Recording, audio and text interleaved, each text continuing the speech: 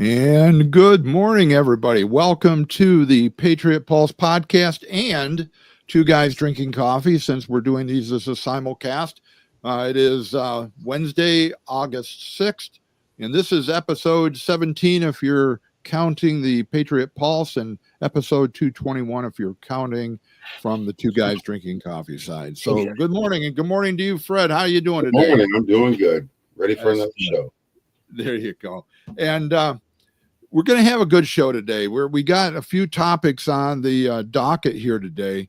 We're going to start out by discussing the movement that is gaining traction to repeal the PrEP Act of 2005. And if you don't know what that is, we'll explain it a little bit as we go in. And we got our a special guest back with us, a returning guest, James Roguski, and he has been doing a lot of shouting from the rooftops to get that repealed. Then we're going to talk about some questions about AI, its usefulness and where it's heading. And if we have time, we're going to talk about all the craziness in the Democratic Party, but that's beside the point. We got a lot to talk about in there. So stay tuned for some interesting questions. But first, a little bit of housekeeping. As usual, we're going to ask you to click on like, share below the podcast there. Help us overcome the algorithms that are shadow banning us on Facebook anyway. But you can also find us live on X, on Rumble, Kick, Twitch, YouTube. Actually, we're back on YouTube courtesy of the Patriot Pulse podcast because we haven't got banned off of there yet. But click like, share. If you're on one of our channels other than Facebook, subscribe. It'll help us get the message out. So without further ado, our first topic is the PrEP Act, and I'm going to bring James on the screen here. James, good morning. Good morning to you. Thanks for having me. Yeah, I appreciate you being on. And for those that don't know, James has been on with us many times before, but he's on the West Coast. So this is truly an act of kindness to wake up this early to come on and join us. So thank you. But as I was preparing the material for this week's podcast and wanting to talk about the PrEP Act, I found myself continuously going back to material that you had posted, you had published, and videos that you had put out there. So I thought it would be great to have you come on and talk a little bit about this. Now, the PrEP Act goes back to 2005. Can you give us a little history on it? Well, if you go back a little further than that and think, 9/11, and, basically the country was in fear, right? Mm-hmm. A little bit after that were these anthrax attacks. A little bit after that, the Iraqi war, Colin Powell holding up some vial of something in front of the United Nations, talking about biological warfare. And then in 2005, Hurricane Katrina hit New Orleans. And the Bush administration, mangled the response to that. And so later on in 2005, both the House and the Senate were putting forth legislation for military appropriations, for relief for the victims of Katrina. And they got to about the week before Christmas in 2005. If you think back to the, 1913, the way they passed the Federal Reserve Act in the middle of the night, just before Christmas, they had a conference committee to work out the differences between the Senate and the House version of this legislation that I mentioned. And, they went to sleep late at night thinking, hey, we got an agreement. They woke up in the morning and there's a turd in the punch bowl attached to the very end of what they had been negotiating, which was, quote unquote, the PrEP Act. I think it's from page 139 to page 153. You can get that document on repealtheprepact.com. And believe it or not, many prominent Democrats stood up and said, hey, wait a minute. This is, outside the rules of, the Congress. We thought we had an agreement, and all of a sudden, how did this get added in? Well, they tried to get it out. They couldn't get it out. They actually got a constitutional expert to write up a review of it and said, oh, it's unconstitutional for this many reasons. And then they all voted for it. Now, some of the people who spoke up against it, many people may not remember Representative John Conyers from Michigan, the prominent Democrat. The late Senator Edward Ted Kennedy gave an impassioned speech in opposition to it. You may or may not have seen that if you've watched the video on repealtheprepact.com. I was able to extract his speech from 20 years ago. But also at the time, interestingly enough, Senator Joe Biden and Senator Hillary Clinton were on record as saying, oh, this is unconstitutional. You can't do this. But then they all voted for it. And so you can understand what the PrEP Act is in its general form just by reading the first line. It gives protection from lawsuit and liability to anybody who the Secretary of Health and Human Services names as a covered person. So covered person is a very important word. And it's essentially saying, so long as these people, think pharmaceutical, hospital, emergency, industrial complex, plus the military and the National Guard and anybody else who might be involved in not just injecting vaccines. This is not just about vaccines.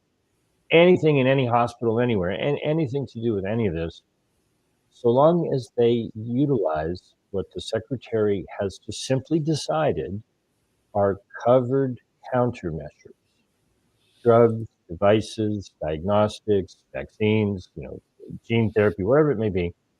Yeah.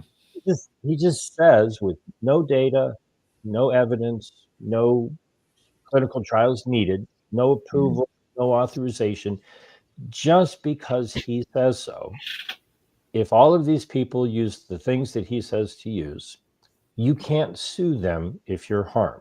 So one way to think about this is, many people around the nation are forced to purchase car insurance or, other kinds of insurance. But Right. This is essentially the government stepping in and saying, hey, these are our buddies. You can't sue them. The United States government is insuring all of the medical establishment against lawsuit, but they deny all the claims. Right. So the last time I checked, because they haven't put out data for July, but on June 1st, in all of COVID, only 39 claims have been honored for any kind of damages because of the vaccines and the remdesivir and all that sort of stuff. Now, most certainly more than 39 people have been harmed. Thousands of people have filed claims. You can't bring a civil lawsuit because the United States is saying, nope, they're covered. You got to go through the U.S. government, put in a claim, and it breaks every rule in the book. It violates the Constitution on a multitude of levels. I have a paper that I put together, the 8 ways that it violates the Constitution and our Bill of Rights. And it's designed to protect the pharmaceutical industry while screwing every, last one of us. And I'm sure the pharmaceutical industry and the AMA and every other lobbying group that benefited from this was lining the I know I shouldn't say that, but lining the pockets of the legislators that were voting for this. I mean, somebody made out really good on this, and it wasn't the people. Yep. And so, I've been pushing. I launched repealtheprepact.com on purpose on May 3rd of this year. I mean, I was reporting on this, before that. But I did it on May 3rd because that was 18 months prior to the midterm elections on November 3rd of next year, 2026. Right. And the idea is President Trump cannot repeal an act of Congress. He cannot repeal the PrEP Act. Robert F. Kennedy Jr. cannot repeal the PrEP Act. If you want to take a law off the books, you've got to go to the organization that put the law on the books, which is Congress. And so Representative Thomas Massie did us all a favor. He submitted legislation into the House to repeal the PrEP Act. It's HR 4388. And again, all this information is on repealtheprepact.com. As a matter of fact, What we have, to do mostly is an educational job. At the moment, I'll give you some numbers, and I've been saying this for quite some time, but I think I can back these things up. That's one of the got the wrong videos. one. Yeah. That's at the very top of repealtheprepact.com is a compilation video of what many relatively well-known people have had to say about it. And so I encourage people to go to repealtheprepact.com, sign the petition. If you scroll down just a little bit, there's a petition that you can sign. Right. And the purpose of the petition, let me just be straightforward and upfront. Petitions are bullshit. Okay, they just really are. Hey, Jim, you've got a petition. The purpose of the petition is to organize people according to state and federal congressional district. I have found so far that approximately 10% of the people who fill out the petition are unable to name the congressional district in which they reside or their congressperson's name. Now, many people may not even fill out the petition because they don't have the answer to that question. And oh my God, this is the problem that we're dealing with. Okay, number one, how many people here have read the PrEP Act? Okay, I'm encouraging everybody to do so. I've put together a one-page summary, I've put together a four-page summary, and I've put together a highlighted version of the PrEP Act. The original one is only 14 pages. Okay, y'all can read the PrEP Act, and when you do, you're going to have a bunch of eureka, oh my God, epiphany moments, like I did. The one that got me when I read it, I don't know how many years ago, is part B7, where it says whatever the Secretary of Health and Human Services declares. Now, remember, no data, no studies, no hospitalization records, or any kind of clinical trials, or nothing. Anything he declares, no federal court and no state court will have subject matter jurisdiction over anything he does. And I just went, holy crap, that's tyranny. That's put all power in one person.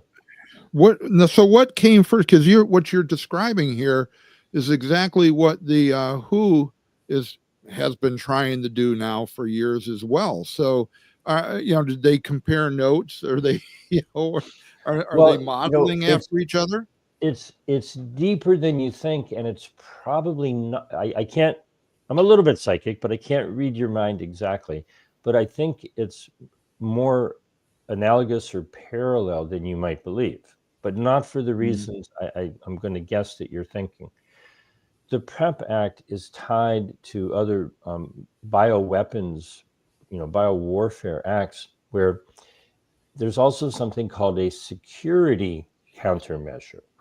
And so this was originally thought up in terms of a very limited scope, where if there was a biological warfare, something happened somewhere, during a war, or some terrorist attack, or whatever it might be, where the government said, hey, if we're going to send our military and maybe medical personnel into harm's way, we might need an antidote or a vaccine or treatment or something immediately, protective equipment, whatever it might be.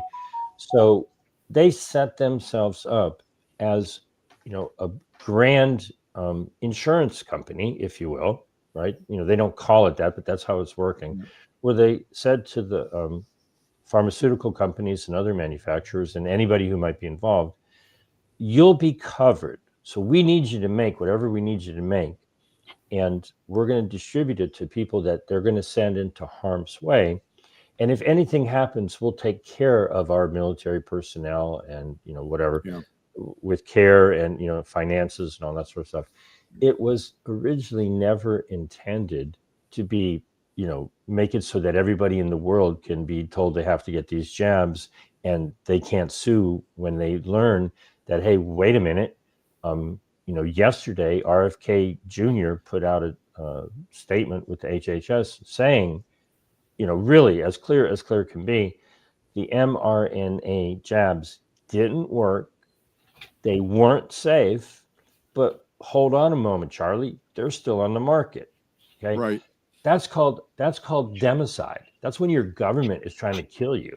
And Absolutely. they pass a law that said, well, if you get harmed by these things that they now are admitting didn't work and weren't safe, you can't sue the companies or the doctors or the hospitals or anybody. Now I want to be clear, it's not just the vaccines and it's not just COVID, right? There's 9 separate ailments that have PrEP Act declarations that most people are very unaware of.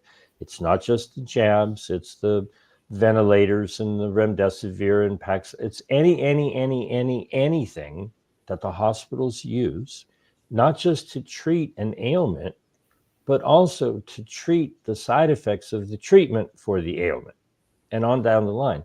It's basically, it's not exactly this, you could call it medical murder or hospital homicide, but I'm sure you guys have heard of MAGA, Make America Great Again. Yeah. Okay. You've heard of MAHA, Make America Healthy Again. Well, what I've been promoting is MACA, which is basically make murder a crime again, because the PrEP Act makes it so that if you're harmed, you can't sue. Now, you can try to file a criminal complaint with criminal issues with your local prosecutor or district attorney, or wherever you may try to do that with an attorney general, but not one lawsuit has been brought filing criminal charges. And the holdup on that is not the PrEP Act. The holdup on that are prosecuting attorneys who just are not doing their job. Well, they won't do it, first of all. And the other downside of that is the fact that an average individual cannot, unless you're a Donald Trump, I guess, that has a lot of money, or an Elon Musk, you can't afford to pay the attorney fees through the length of time that the government is going to drag it out, and the fact that the government, through your tax money, has unlimited funds to fight you. Right. Well, let me clarify that a little bit. You're right, but there's a nuance to that. Okay. And I think a lot of people in the U.S. get criminal proceedings and civil proceedings separated. You can think about the OJ case, if you're old enough to remember that. He got off on the criminal charges, but had civil charges pressed against him. There's different standards for proof, and one is jail time and maybe a fine, and the other one is financial compensation. Yeah, I remember. The PrEP Act has got nothing at all to do with criminal complaints. If a crime was committed, if a law was violated, you can't sue somebody in criminal court. You've got to beg, borrow, and steal to try to get a prosecuting attorney to impanel a grand jury and bring down an indictment and actually take the case. The issue is more the prosecuting attorneys are afraid to take on big pharma and quite frankly the government. On the civil side, you're right, but you're not right, in the sense that many people who tried to, they lost a loved one, or they had a horrible experience in the hospital, or they had a side effect from the jabs or any other products. When they went to a good lawyer, right, they said, well, I'm not going to take your money, because as soon as we get into court, they're just going to say PrEP Act and it's going to get dismissed. It's going to be a waste of time. Now, some lawyers have said, well, there may be a way around it. If you really want to try, we'll try. And they try to come up with creative arguments and all that sort of stuff. Probably well over 100 cases, were filed. Sorry, dismissed, covered person, covered countermeasure. The law says you can't sue. Sorry, right? You have to go into this countermeasures injury compensation program, which is essentially like, a nationwide insurance company. That's really the best way to think about it, even though they don't talk about it that way. And they just deny everybody's claim.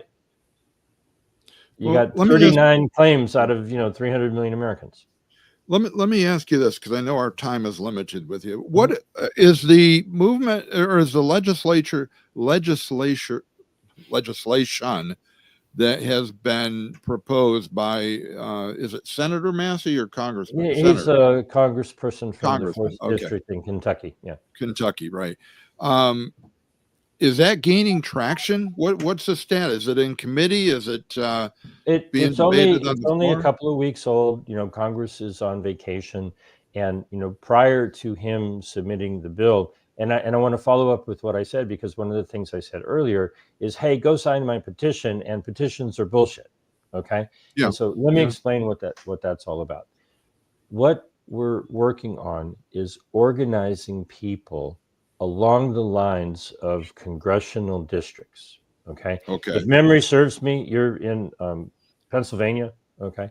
Yes, And we're in 67, or I can't remember Well, we're what talking- district it is now. Yeah. there you go. You've just nailed the problem. There's 17 congressional districts in Pennsylvania. Every state has 2 senators. Right. I can almost guarantee you that you could talk to everyone you ever meet and ask them to take out a map.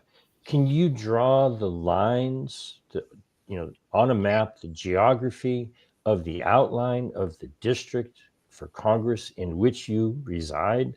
Do you know what district you're in, what the number is, and who your congressperson is? People may know who their congressperson is, but I found that 10% of people can't name their district or their congressperson.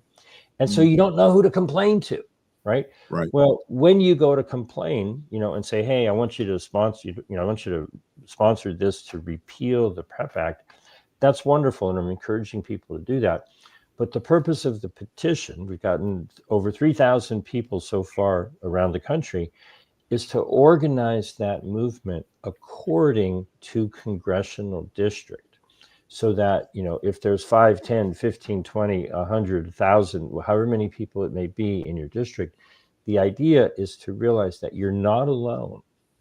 And that, how many people do you know in your district who are on board with opposing the PrEP Act? Well, if you go to repealtheprepact.com and you scroll way down to action number 2, there's 2 big red arrows pointing up and down, and you can download the petition and you can see who the other people are in your congressional district that are on board with this.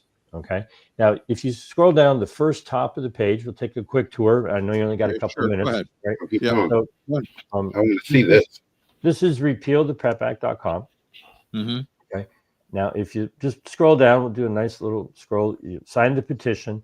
Right. Anybody across the country can download the petition. It's further down the page, and you can present that petition to your congressperson. It's not like I'm going to, submit it.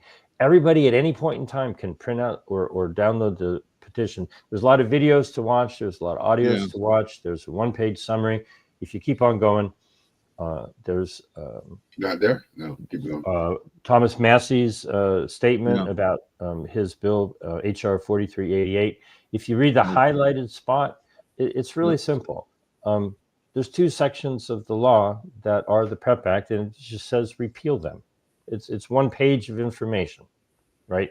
What we are asking Congress to do would take about 30 seconds. All they would have to do, you can read the PrEP Act, which is right here. All Congress would have to do is tell their staff member, yeah, go ahead, put my name on as a co-sponsor to 4388. Done. I mean, it'll take the staff member a few moments to do it.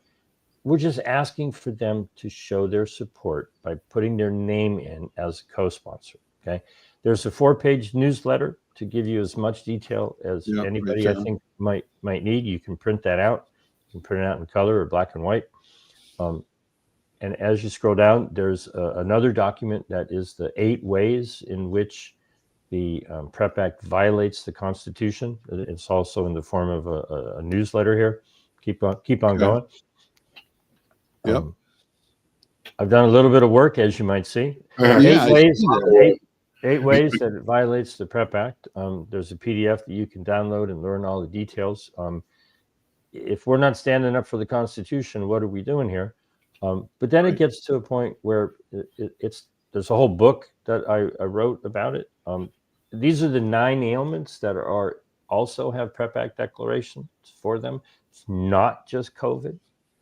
If you're told you've got Zika or Ebola or smallpox or monkeypox or pandemic influenza or botulinum or acute radiation syndrome or anthrax or Zika, COVID, nerve, if you've been exposed to nerve agents or insecticides, whatever they do to you, they're covered. Okay? Wow. Not just COVID, right? Here's as much information as you could possibly ever imagine wanting to know about the PrEP Act. But there's actions that people can take. And step number 1 is to learn. Okay. You don't have to know everything. You don't have to read everything. But, watch the videos, listen to the audios, read as much as you can. Step number 1 is learn. Step number 2 is sign the petition. You can mail a letter to Congress, make a phone call to them. And most importantly, spread the word. Share this video that we're doing right now. Which is exactly why we have you on here today. There you go. And so if you scroll down to number 2 and keep on going, you'll see a document that has, I'm just about to update, with a new revision, got a whole bunch of new signatures. If you keep going down, you'll see that there's 2 arrows.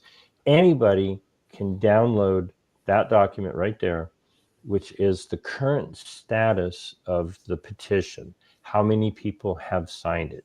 So you can see who may or may not have signed it in your district, in your state. And the whole idea is, if you look at it and you go, hey, I know that person, I know the other person, you've identified an ally. So job number 1 is education. Job number 2 is getting people to put their name, into the ring, if you will, of yes, we oppose this. We've now got 15 months, a little bit less than 15 months. This is what I was talking about. John Conyers and Ted Kennedy and Hillary Clinton and Joe Biden pushing back against it. If you work in the industry where you harmed a whole bunch of people because you gave them remdesivir or drugs or the jab, you might really appreciate the PrEP Act because it's letting you get away with murder. Everybody else should sign the petition, ask other people that to look over the information and consider, voicing their opposition. We've got about 15 months until the next election. And in that election, this should be an issue. Hey, congressperson, hey, senator, I don't see your name as a co-sponsor on HR 4388 in the House, to repeal the PrEP Act. Why the hell should I vote for you? How much money are you taking from Big Pharma? Yeah, so they need to get rid of it. That's my story. I'm sticking to it. And as you well know, I always give my phone number, 310-619-3055. If you go to repealtheprepact.com, if you didn't catch my number real quick, it's all right there. If you have any questions, just call me. All right. This needs to go away. Well, I appreciate you coming on, James, and we kept you a few minutes longer, but I think it was well worth it.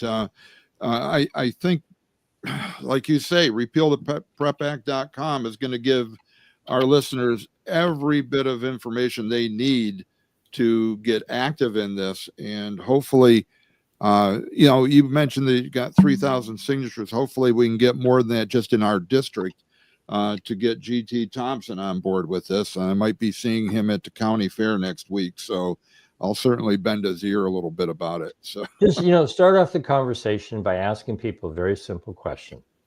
What's your opinion of the PrEP Act?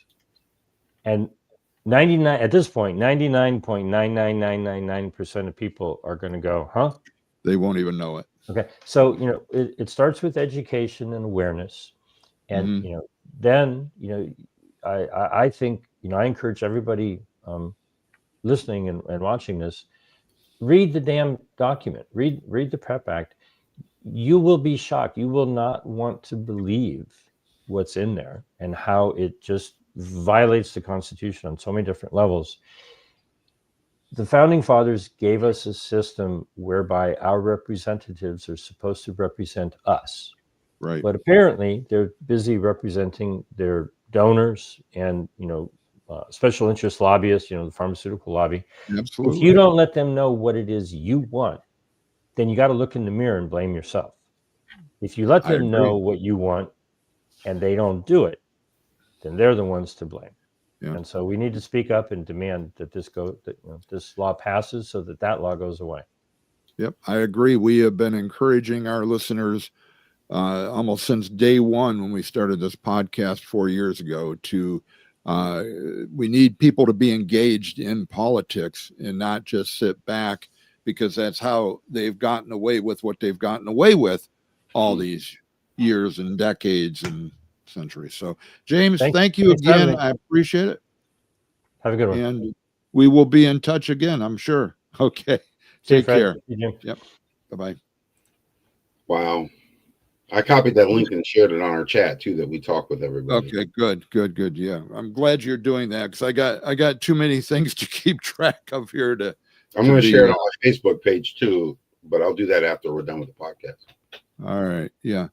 So that, he's absolutely right on that. People not knowing. I'm finding the same thing in Bradford, and this is just a little local blurb here. Won't mean anything to anybody else, even outside of the city.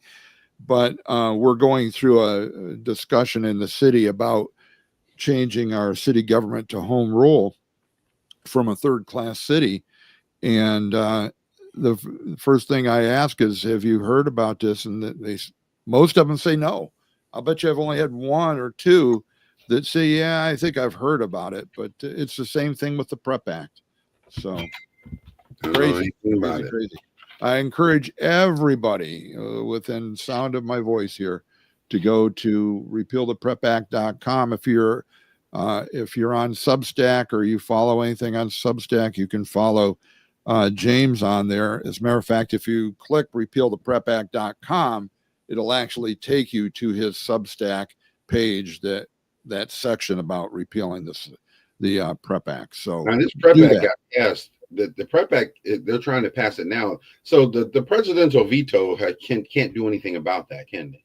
It's already been passed. It's already law. So it's already law. It was passed in 2005. Oh yeah, so which is why all the pharmaceutical industries have been they don't care what poison they put out. Nope. They absolutely do. What they care about is revenue and money and profits. And when they can't lose money by being sued, then they, all bets are out. They're going to put out whatever garbage will make them money. And they don't care how many people they kill. That's what just infuriates me. What makes me is, how come people don't pay attention to the fact that they put a drug out, but they have an attachment to it that says you can't sue me if something happens to you? That tells you right there's your red flag. Don't take it. Oh my goodness. It goes down to the human condition. And I think, first of all, I think the average person, and I probably get people pissed off at me here, I think the average person is inherently lazy. Okay. They don't want to take the time to learn about things that affect them and their family. They don't get engaged in looking, listening to what's going on. Right. And darn well, the mainstream media, who gets millions and millions of dollars from advertising from pharmaceuticals, they're not going to say anything about it because their cash cow is going to go away. So you can't go to mainstream media and learn about this. You've got to go to alternative media, which is like James Roguski, is like us bringing on James Roguski and others. We need to, as he said, we need to educate people. But in addition to educating them about a specific topic, We need to educate people about the fact that they are getting lied to on a daily basis by whatever news channel they're listening to. And it's not a lie, necessarily a lie of commission. It's a lie of omission. It's a sin of omission. They're not telling you because they're getting paid off. They're making the money. So they're not going to tell you anything that's going to piss off their advertisers. And your major networks will continue to broadcast their drugs because they're paying them to put the poison out there. Exactly. I've never done it, but I've threatened to do it, but I don't have time to sit in front of a TV. But I would like to know, I'm sure somebody's done a study, how many drug ads there are in a day, given all the channels that are out there available. Excuse me. It's all the time. Even the bad thing, it's even people started streaming shows to get away from regular commercials on regular television, but now all of your streaming channels are now being flooded with drug commercials constantly. Yeah. Harold makes a good point here, and this is another thing that I think people won't do for a couple different reasons. You can't sue a company, but you can walk away. All right. Right. Let's take the pharmaceutical industry. They have, when pharmaceutical companies make a drug, they have a patent on it, which means it can't go generic. Even if you wanted that drug, which God knows why anybody would want to put a pharmaceutical in their body anymore. But even if they could, they don't have any competition. And I'm going to tell you what a doctor told me. A doctor, I won't give it away who it was, but it was a doctor here in Bradford. We got on this discussion about pharmaceuticals, and he says, you know why people want drugs? Because they're lazy. He says they're lazy.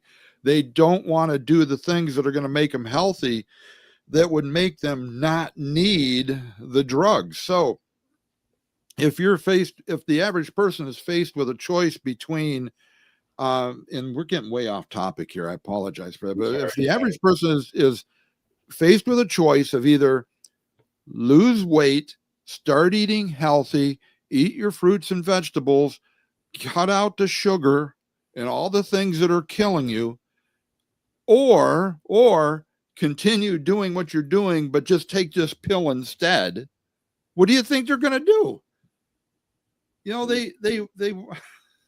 They want their box of Twinkies every week. They want their beer. They want their sweet stuff. And don't get me wrong, my wife made me chocolate chip cookies, and damn well I'm going to eat them. Okay. Right. So I'm preaching to myself as well. Let's see what Tom had to say here. Educate themselves. Lazy works better. Yeah. Till it's too late. And I'll tell you what, even, and I'm not, I know it's difficult, so I'm not trying to disparage anybody out there that's on medication. I take the only medication I really take other than all my supplements, is a blood pressure med. And until I can control it naturally, which I'm trying to do, through losing weight and other things, until I can control it naturally, I'm taking this one little pill a day so I don't stroke out. Okay. So I don't, because my lifestyle has given me hypertension, I take a little pill until I can get it under control naturally. So all right. Can we move on? I'm afraid we're beating the dead horse here. Yeah, I want to do the last note on this subject, and we've talked about this 100 times on the podcast, I'm sure. Right out of Revelations 9:21, and they would not repent of their pharmakia, which is the where the word pharmacy comes from. So, so it's biblical, folks. Get away from it. It's evil. It's evil. Anyways, all right. Next topic I got for us here is AI. Right. All right. I've been doing a lot. When AI first started coming out, I really avoided it like the plague. But I got full admission here, I started playing around with it just as a research tool. If I wanted to find out about a subject, I would put in a question, and you can tweak the question after even reach it. So I can put in there, you know, give me a summary of something or other, and I could actually put it from a conservative point of view, or what do the liberals think about this? In other words, it'll return what you question. So I'm using it sparingly as a tool, but more and more videos have been coming out online and on different blogs and different podcasts about the dangers of AI. And I don't know if I have that queued up. I don't think I do. Darn it, I was going to. There was it came across my feed about somebody questioning, I think it was ChatGPT, if I'm not mistaken, about what it was and what it was doing, and is it inherently evil, so on and so forth. And it was coming out with some interesting answers, even to the point where it's programmed to not give you a direct answer in many cases, but you can, I remember this one video I looked at, you can get around the algorithm a little bit by saying, okay, instead of saying yes, they use the word apple. So you know, instead of saying yes, say apple. So that way they're not violating their programming to say yes to a question they're not supposed to. So the guy was asking him a bunch of questions about AI, and you kept saying apple, apple, apple. So what, I mean, there is there, Fred, in your opinion, some evil intent behind this? Is this going to usher us in? And I'll open this discussion up for everybody that's online too. Is this going to usher us into, or help us get into, Mark of the Beast? You know, I know there's a lot of aspects to that. It could, you know, we could talk about crypto, we could talk about central bank digital currency, but AI, you know, if you don't, is this going to help usher us into that? What do you think? Personally, I think it's going to get us to the point where they're going to be able to create AI to do just about anything that they're paying regular people to do. I mean, they've already got restaurants now that are completely run by computer and robots. Like there's a McDonald's down there near Altoona. There's no people in there, just the maintenance guy that comes in there and takes care of things. So basically, eventually, if they can get computers to replace what we do as people, they won't even need us. Well, that would usher in the digital currency situation that we're trying to avoid. I was just going to say that'll usher in the universal basic income. If people can't get jobs, then the government will. And then if you have a universal basic income, then they can tell you, well, if you don't take this jab, you don't get your money. Let's see what Harold has to say here. AI for information. That's exactly what I do here too. On a motor, it responded, refer to your owner's manual. Well, it depends on which one you go to, I guess. I don't know. Right. It's crazy. Watch Terminator. Yeah, the movie, Arnold Schwarzenegger. They told us before. Yeah. Well, the great thing is you got kids getting through school even cheating with AI. I mean, I watched this kid in his video. He said he needed a report done quickly. So he asked AI to write him a report. He gave him the parts of it that he wanted to do, but write it the way you think it would sound like me. And AI did it. Yeah. From what he typed in. So that leads to another interesting question about AI and legitimacy of people doing work. So, you know, it was always in the academic, you know, when you're going to college or even high school for that matter, plagiarism was like the cardinal sin of academics. You could not plagiarize. If you did, if it was just a report, you got an F on it. If it was in college, and let's say you plagiarized to get your thesis done, you're out. I mean, it was like a death nail. But what about now if They're all you're plagiarizing, but you're having AI do it for you? Is it plagiarizing then? It's not your work, it's AI's work, right. but you haven't taken another person's report and put your name on it. So what is it then? It should be criminal because AI is even writing songs. AI is writing books. AI is doing people's schoolwork. So basically, they're not even legit in the subject that they're studying for because AI is doing it for them. Yeah. Jim made an interesting comment here. Some say the culmination of man's knowledge is represented by the number of 666, where if you read Revelations, you know that's the number of the beast. It is not what is that not what AI is? The culmination of all of man's knowledge, and that's Absolutely. I can't argue with that. I agree with it. Let's see, we got Tom. People on here where we are being bombarded with a. Well, I'll tell you what. Have you done a search engine query lately, like whether it's Google or whatever search engine you use, before it gets to returning the results, where you can click on different links, Right. depending which it always has a summary at the top now.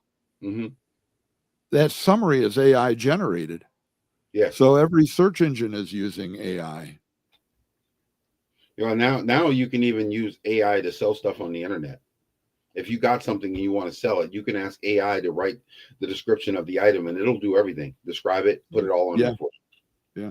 Kelly, yeah, our friend Kelly from out in the West Coast, Kelly from Washington State, as she even referred to herself on a card she sent me. People are going to stop thinking for themselves because they can just ask AI for their information. Yeah. And isn't this like right out of the pages of the book 1984 by George Orwell? Exactly. Think about that. Yeah. It's pretty scary when you think about it. Yeah. And I'll tell you, in all honesty, for research for this show and other things I do, I'm not going to AI for that. Okay. I'm going to AI for like Harold said, looking up on something about a mechanical thing or whatever you're looking for. But research, as Kelly pointed out here, she just made a second comment, research. It's important that you do your own research and not let AI do it for you, because you'll get other aspects too. So I might go to other podcasters. I might go to other news sources. And I always said early on in the thing is that before we bring, especially when we were doing our blog under Two Guys, before it went on there, we would corroborate that with a couple sources. Right. I mean, and it didn't mean we were 100% accurate, but at least we tried to do our due diligence and looked at it from a couple different points of view. It's like, I'll give you a good example. My kids were telling me this, and we were talking about this before the podcast. Say you don't like somebody and you want to disrespect them, but you got a picture of them. That was right. You can go to AI and say, with this picture, make a porn video of this person to destroy their credibility. AI will create it and you can share it and ruin that person's background. That's crazy.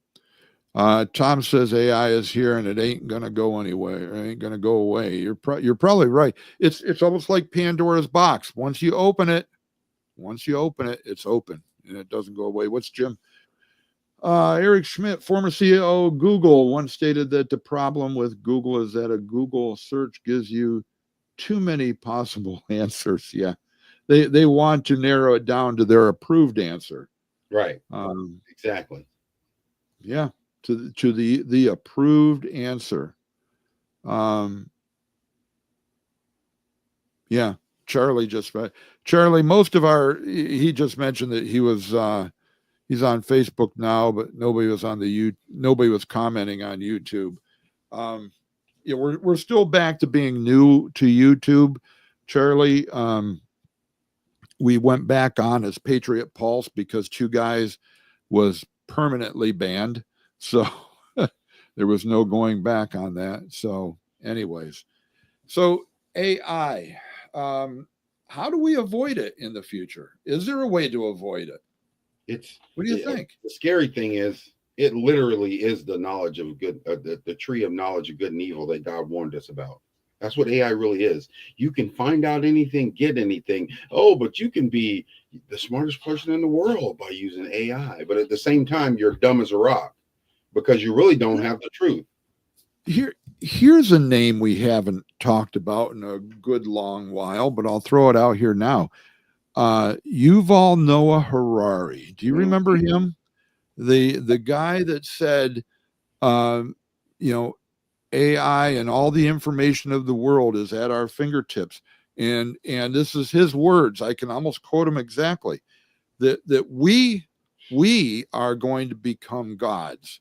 Right. We are going, and you just made me think of that, Fred, when you said that. I mean, what's different between AI and the tree in the middle of the Garden of Eden? Exactly. That's exactly it. That was insightful, Fred. I gotta tell you that I had never looked at it that way.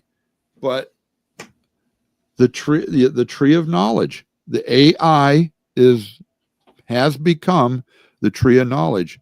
And are we taking a bite of the apple off that tree? And people are using it for everything. I mean, literally everything they go to AI for. I mean, and during the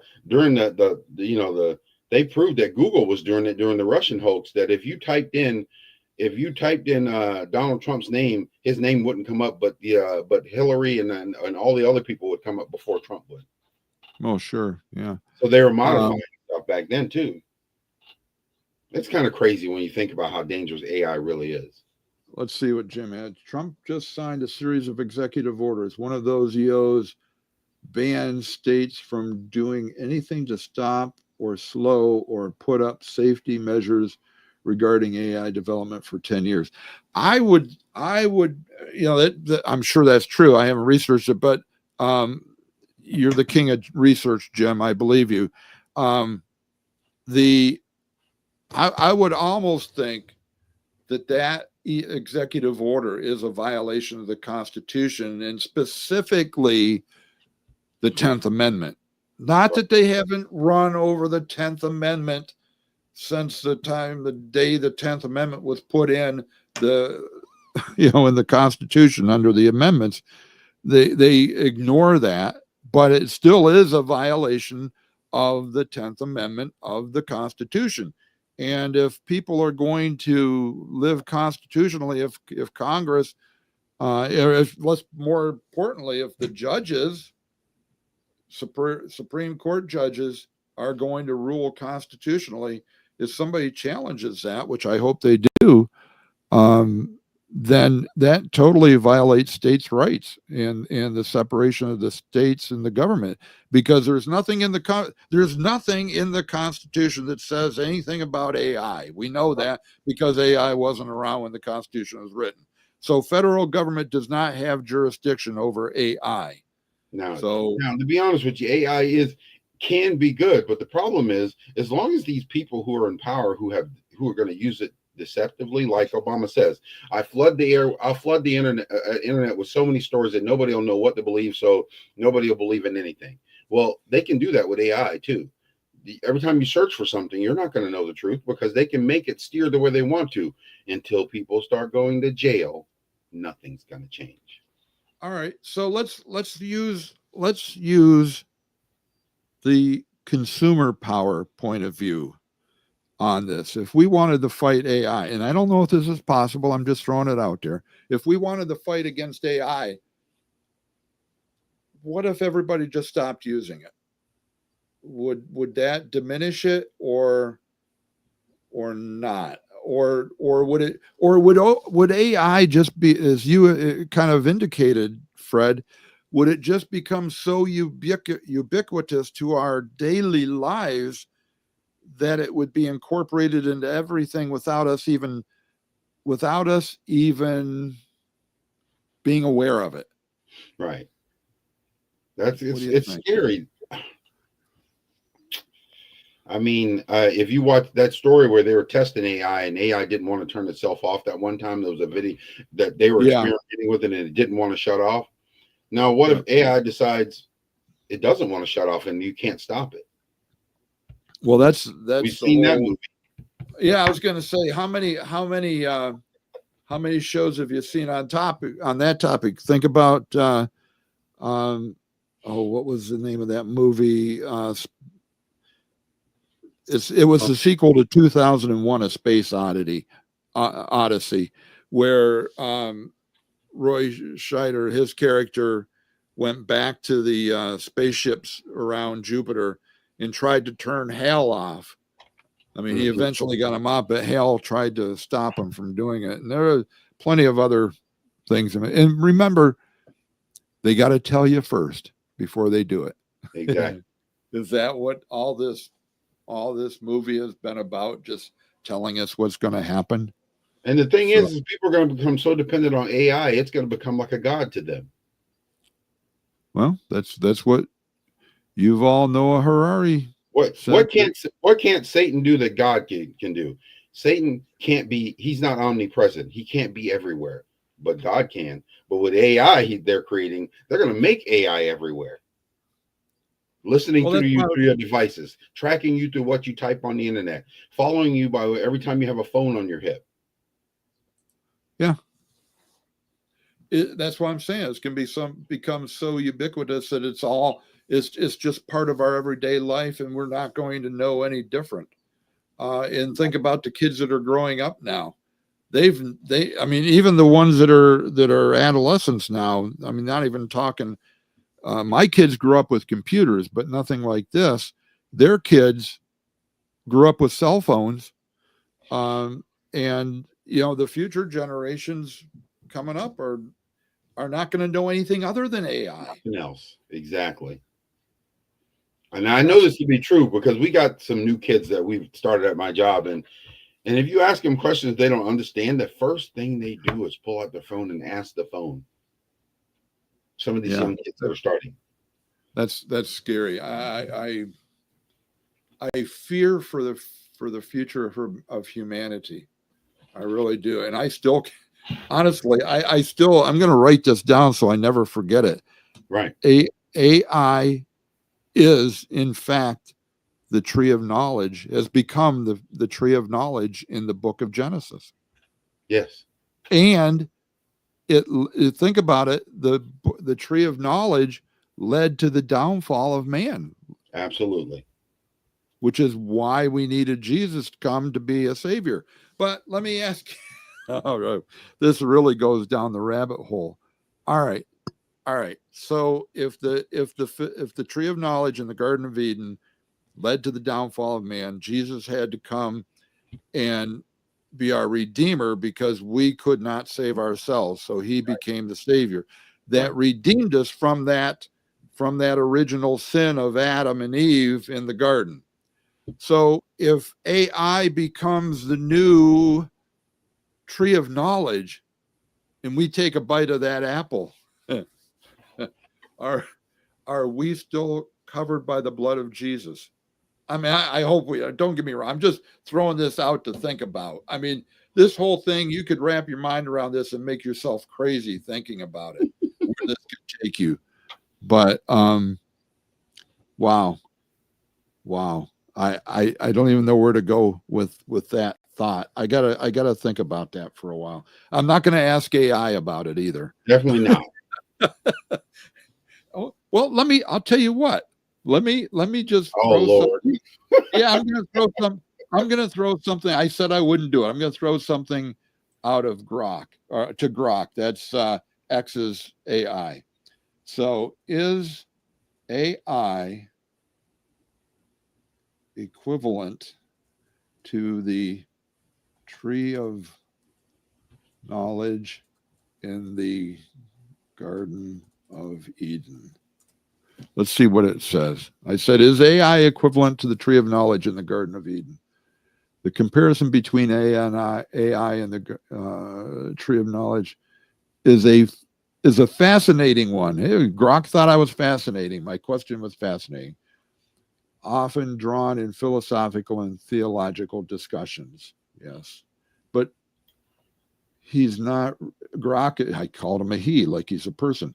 Grok is not really answering it, just giving similarities, access to knowledge, temptation and power, and moral implications. How It's all about the that? same when you think about it. Well, that's what AI had to say about it. I never searched AI for it. It just came to me. Sorry. You got a few minutes to hit your last talk bit about the race card if you want to hit it. Well, yeah, we're at 10:01. We ain't got enough time to cover it. No, we don't. But I did want to mention this before we leave. I want to bring up one more thing.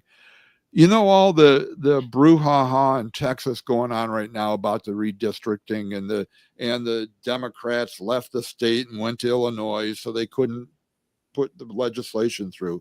Right. I hope everybody that follows this podcast understands that redistricting is legal. It has been done ever since they started laying out districts, and it is usually done by the party that's in power at the time, because the legislature has the ability and the right and the legal wherewithal to redistrict the state based on population and other factors. And I'm just want to use one example. We, unfortunately, in Pennsylvania, we are, even though we for a while had a Republican legislature, House and Senate, now we just have a majority in the Senate in the Republicans. But during the scamdemic, our legislature, following their right to do so, redistricted Pennsylvania. Right. Oh, our old buddy Tom Wolf, king of the scamdemic, shutter down of Pennsylvania businesses, said, I don't like the way you redistrict that. I'm going to sue you in the Supreme Court, which he did, and said, we're not going to accept your redistricting map, your map on this. So what he did was the Supreme Court, which was 5-2 Democrats, 5 Democrats, 2 Republicans, which was just a rubber stamp for Tom Wolf. I mean, there is no other way to describe it. You can argue about it, but he was just a rubber stamp for Tom Wolf. The Supreme Court legislated from the bench and said, we are going to hire a firm from California to redo the district map for Pennsylvania. And guess what? They redistricted it in the Democrats' favor. And kicked out 6 How Republican surprising seats. is that?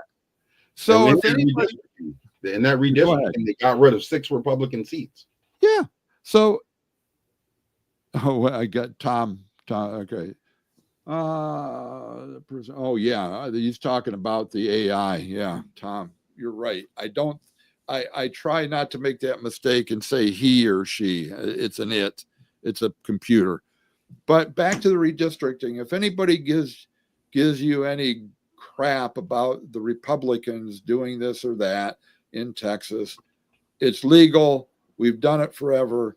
And if you've got a corrupt government like we had under Biden, Tom Wolf, they're going to get away. They're going to get around the legislature. And what other thing that they discovered that since they've been looking at this, the redistricting thing that the Democrats were doing, they were also including the amount of immigrants into the count to determine how many seats each area had.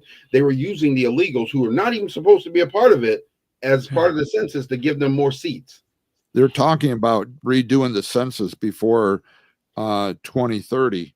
Right. To not include illegal aliens. Exactly. Or I'll even put this way. It's not just illegal aliens. It should be all non-citizens. So if a person is here even legally, but they're not a citizen of this country, they should not be included in that census. So that's my last point I'll make on that. So anyways, Tom, all fall under how much more they can be divisive. Yeah, that's right. It's all about divide and conquer. Well, Fred, is there any final thoughts? We covered a little bit today, not nearly as much as we wanted to, but all right, any final thoughts before we bug out of here? No, but this has been a good segment, though. Good segment. Yeah, I'm glad James was able to come on and talk about the PrEP Act. We got some other news coming up about where the podcast is heading and more guests coming up, but I'll leave that to a future episode. Just a little teaser there to try to keep you coming back. But Fred, as we always do, because ever since the inception of our Two Guys Drinking Coffee, we've always tried to bring news and information and analyze it from a biblical point of view, which I think we did a good job today. But this has always been a faith-based podcast. So with that, we have always closed our podcast in prayer. So, my friend, I am going to ask you to do that once again. Okay. Well, thank you, Lord, for this day and for this time, Lord. I'm glad that we still live in a country where we can actually do this without going to jail. And I ask, Lord, that you would give us wisdom, give us understanding. I ask, Lord, that you would bring the darkness to the light so that we would know what to look out for. Lord, and I ask, Lord, that you would bless all the viewers who are watching. Give them the courage to stand up and be bold for you in your name, Lord. And I ask you that you would bless this day in Jesus' name. Amen. Amen. Thanks, Fred. Tom did want to ask one last question. Wanted to know the best way to find us. Still, if you want to make comments, the best way is on Facebook.